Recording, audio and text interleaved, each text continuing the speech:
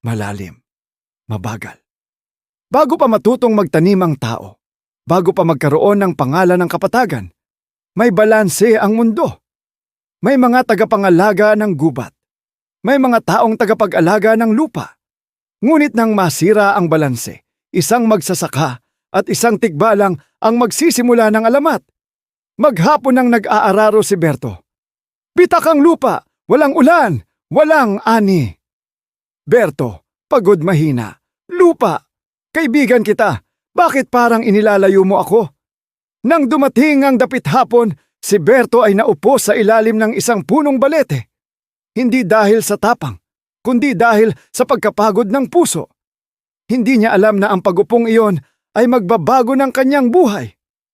Hopet, kalmado, mababa ang boses. Hindi ka dapat narito, tao. Berto nagulat ngunit nanatili. Alam ko, pero pagod na ako. Chopet, hindi ka ba natatakot? Berto, takot ako, pero mas takot akong sumuko. At sa unang pagkakataon, nakakita si Hopet ng taong hindi tumakbo sa harap ng isang tikbalang.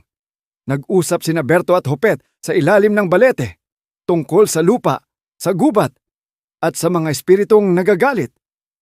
Hopet, may gumugulo sa balanse ng mundo. Hindi ako ang may gawa nito. Berto, nararamdaman ko rin, hindi galit ang lupa, kundi lungkot. At doon nagsimula ang kanilang pagkakaibigan.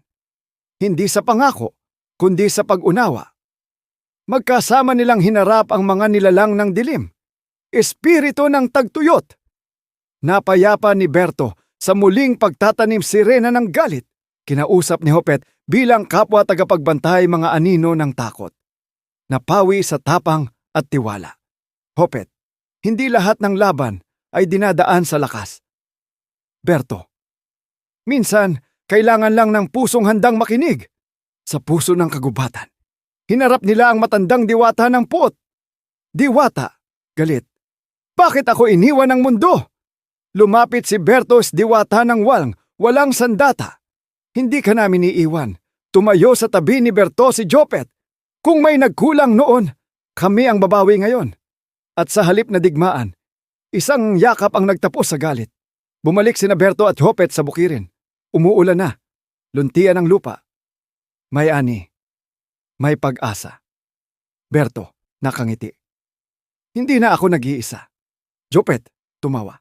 At hindi na rin ako nagbabantay mag-isa. Mainit, payapa.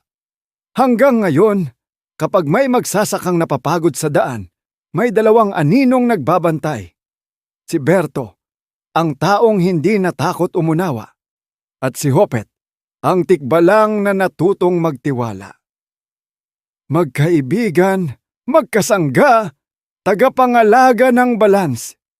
Wakas!